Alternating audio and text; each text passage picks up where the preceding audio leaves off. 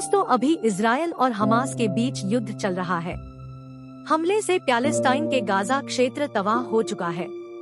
Israel के चारों तरफ रहे मुस्लिम देश युद्ध रोकने के लिए दबाव भी बना रहा है। और देश सिर्फ दबाव बना रहा है तो दूसरी तरफ लेबनान का एक उग्रवादी संगठन इस युद्ध में कूद गया है।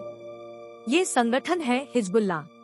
खास में इजरायल और हमास के युद्ध शुरू होते ही हिजबुल्लाह भी सुर्खियां बटोर रहा है। इजरायल के पड़ोसी देश लेबनान का यह उग्रवादी संगठन हिजबुल्लाह के विविध पक्षों के जानकारी आज मैं इस वीडियो में देने जा रही हूँ। क्या है हिजबुल्लाह? अरबी शब्द हिजबुल्लाह का शाब्दिक अर्थ अल्लाह की पार्टी होता है। यह एक लेबनानी शिया इस्लामी राजनीतिक दल और उग्रवादी समूह है, जिसका नेतृत्व 1992 से इसके महासचिव हसन नसरल्लाह कर रहे हैं।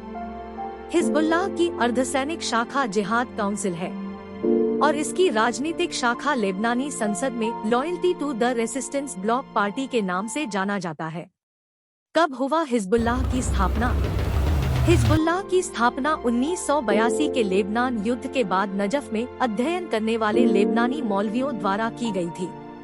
इसने 1979 में ईरानी क्रांति के बाद अयातुल्लाह खुमैनी द्वारा निर्धारित मॉडल को अपनाया और पार्टी के संस्थापकों ने खुमैनी द्वारा चुने गए नाम के रूप में हिजबुल्लाह को अपनाया।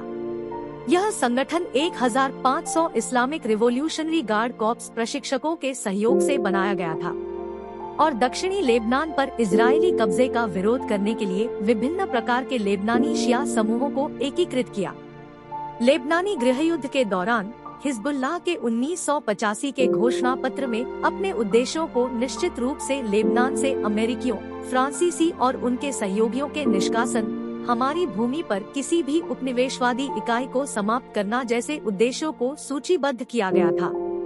1985 से 2000 तक हिजबुल्लाह ने दक्षिण लेबनान सेना (SLA) और इजराइल रक्षा बलों (IDF) के खिलाफ 1985 से 2000 तक दक्षिण लेबनान संघर्ष में भी भाग लिया था और 2006 के लेबनान युद्ध में IDF के साथ फिर से लड़ाई लड़ी। 1990 के दशक के दौरान हिजबुल्लाह ने बोस्नियाई युद्ध के दौरान बोस्निया और हर्जेगोविना गणराज्य की सेना के लिए लड़ने के लिए स्वयंसेवकों को भी संगठित किया था। 1990 के बाद से हिजबुल्लाह ने लेबनानी राजनीति में भाग लिया है। इस प्रक्रिया में जिसे हिजबुल्लाह के लेबनानीकरण के रूप में वर्णित किया गया है और बाद में इसने लेबनान की सरकार में भाग लिया और राजनीतिक गठबंधन में शामिल हो गया।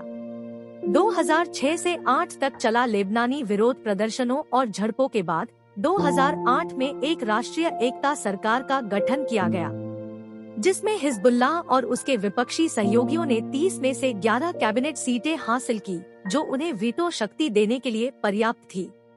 अगस्त 2008 में लेबनान की नई कैबिनेट ने सर्वसम्मति से एक मसौदा नीति वक्तव्य को मंजूरी दे दी, जो एक सशस्त्र संगठन के रूप में हिजबुल्लाह के अस्तित्व को मान्यता देता है और कब्जे वाली भूमि को मुक्त करने या पुनः प्राप्त करने के अधिकार की गारंटी देता है।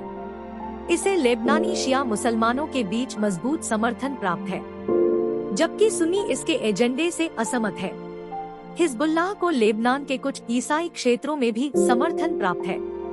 2012 के बाद से सीरियाई गृहयुद्ध में हिजबुल्लाह की भागीदारी ने उसे सीरियाई विपक्ष के खिलाफ लड़ाई में सीरियाई सरकार के साथ शामिल होते देखा है।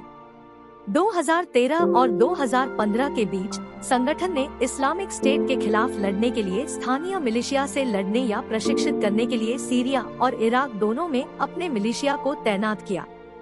2018 के लेबनानी आम चुनाव में हिजबुल्लाह के पास 12 सीटें थी और उसके गठबंधन ने लेबनान की संसद में 128 में से 70 सीटें हासिल करके चुनाव जीता। 2006 से समूह की सैन्य ताकत में उल्लेखनीय वृद्धि हुई, इस हद तक कि इसकी अर्धसैनिक शाखा लेबनानी सेना से अधिक शक्तिशाली हो गई। समूह को वर्तमान में ईरान से सैन्य प्रशिक्षण, हथियार और वित्तीय सहायता और सीरिया से राजनीतिक समर्थन प्राप्त होता है। 2021 में नसरल्लाह ने कहा कि समूह में 1 लाख लड़ाका है। दोस्तों, विविध विषयों पर ऐसे ही जानकारी पाने के लिए इन्फोमोटिव चैनल को सब्सक्राइब करना ना भूलें। नमस्कार।